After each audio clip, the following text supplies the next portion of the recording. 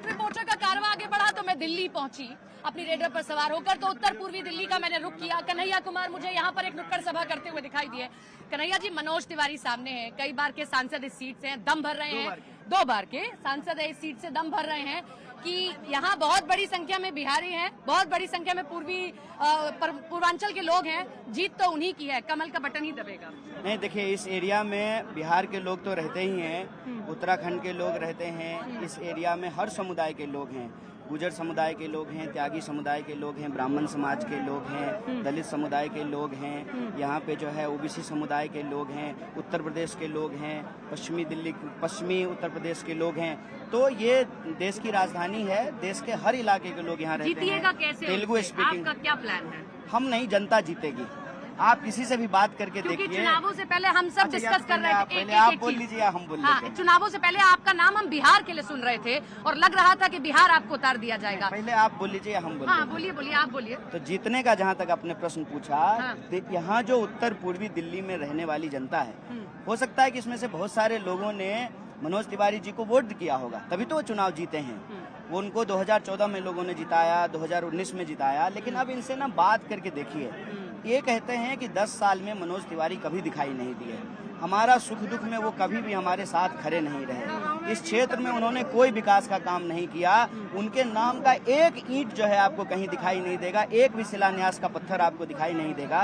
तो उत्तर पूर्वी दिल्ली की जनता चाहती है कि इस बार यहाँ पर बदलाव हो, और इसीलिए भारी संख्या में लोग जो है हमको अपना समर्थन कर रहे हैं, और अपने आप जहाँ तक मैं नहीं भी पहुँच पा रहा हूँ वहाँ भी जाकर के वो प्रचार कर रहे हैं, लोगों से बात कर रहे हैं। तो मुझे पूरी उम्मीद है कि सिर्फ उत्तर पूर्वी दिल्ली में नहीं, पूरे देश में लगभग यही माहौल है, दिल्ली में यही माहौल है, 7 सीट पे इंडिया गठबंधन। दुख नहीं हुआ कि बिहार से दे देते आपको, तो ज्यादा आसान होता ना आपके लिए, वहाँ की जनता से आप कनेक्ट कर पाते। बहुत अच्छा, आप मैं देख रही हूँ कि भोजपुरी भी अच्छा बोलते हैं, कनेक्ट भाषण बड़ा अच्छा देते हैं आप, लेकिन यहाँ कनेक्ट करना उतना आसान नहीं है जितना बिहार था। बिहार देना चाहिए था आपको। वह पथ क्या, पथिक कुशलता क्या, जिस पथ में बिखरे सूल न हो, नाविक की धैर्य परीक्षा क्या, जब धाराएं प्रतिकूल न हो। एक आखिरी सवाल, आज प्रधानमंत्री नरेंद्र मोदी का एक्सक्लूसिव इंटरव्यू हम लोगों ने किया और उनसे हमने सीधा सवाल किया कि आप मुसलमानों के नाम पर क्या राजनीति करते हैं? कांग्रेस ऐसा कहते हैं जिस दिन मुसलमानों पर राजनीति करूंगा उस दिन छोड़ दूंगा मैं राजनीति करना। कन्हैया जी जरा मैंने ये बयान उनका सुना नहीं है, मालूम नहीं क्या कहते। ठीक है, तो कन्हैया जी को आप सुन रहे थे, मेरे साथ थे, जब उत्तर पूर्वी दिल्ली की लड़ाई जिस पर मनोज तिवारी के सामने कन्हैया कुमार को उतारा गया, कन्हैया कुमार को लेकर यह कहा गया कि देखिए उनको बिहार से चुनाव लड़वाया जाएगा, लेकिन ऐसा नहीं हुआ, उनको उत्तर पूर्वी दिल्ली से उतार दिया गया। लेकिन कैसा उनके लिए नतीजे रहेंगे ये देखना दिलचस्प होगा।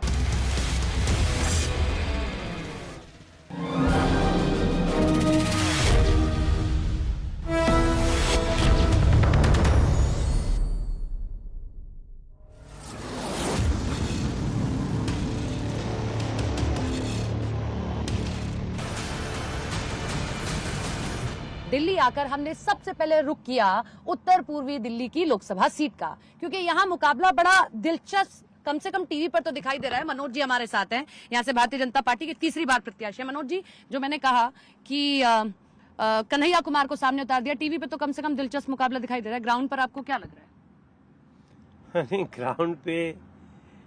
ग्राउंड पे थोड़ा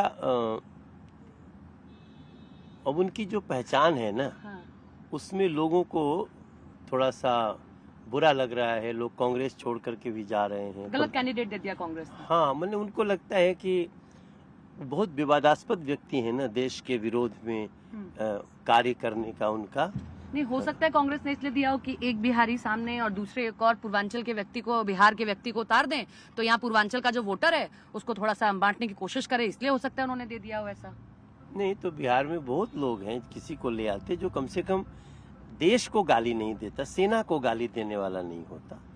तो उसका अब चूंकि मैं आपको तो पता है यहाँ कांग्रेस के अध्यक्ष ही छोड़ के चले गए। आप लोग अपनी पार्टी में बुला लिया उनको? हाँ, वो तो अपने आप को बहुत, वो कहते हैं कि जेएनयू से पढ़े हुए हैं, अच्छे लीडर वहां पर रहे थे, बेगूसराय से भी चुनाव लड़ चुके हैं, तो वो तो अपने आप को उतना परिपक्व नेता मानते हैं। कहते हैं भाषण बहुत शानदार दिया जाता है। नहीं, भाषण उनका देश को टुकड़े टुकड़े करने के लिए होता है। उनका भाषण अफजल जैसे आतंकवादी जिसने संसद पे हमला करवाया, उसके वो समर्थक हैं, तो वो आतंकवादियों के समर्थक हैं।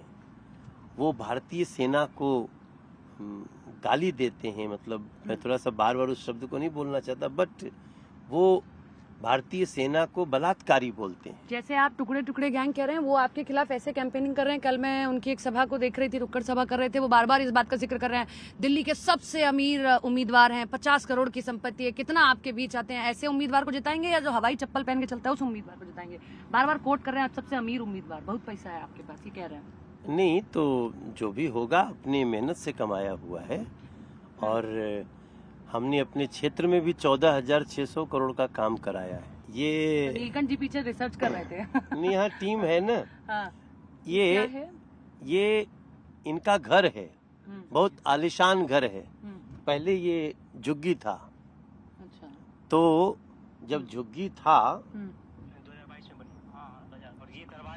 ये अच्छा किसी और को उन्होंने दिया उसमें वो। हाँ, तो अब ये हमको पता ये चाहिए कि मेरा तो जो भी है, जो भी मेरे पास पैसा होगा वो दिखा दिए हैं आपके भैया। नहीं, वो तो सबके सामने ही है।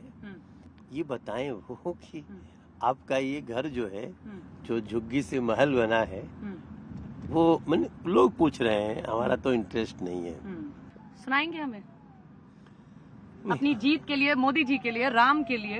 अभी मैंने देखा मंदिर तो पे आपने बड़ा अच्छे से एक भजन गाया भी कि माँ बगला मुखी के मंदिर में ध्यान हम करेंगे, राम के थे राम के हैं, हम राम के रहेंगे, राम के थे। सनातन है धर्म हमारा, सनातनी सब सच्चे हैं, सेवा करना कर्म हमारा, श्री राम के बच्चे हैं। धर्म के मार्ग पे मिलके चलेंगे, राम के थे राम के हैं, हम राम के रहेंगे, सत्य के थे सत्य के हैं, हम सत्य के रहेंगे, काम के थे काम के हैं, हम काम के रहेंगे।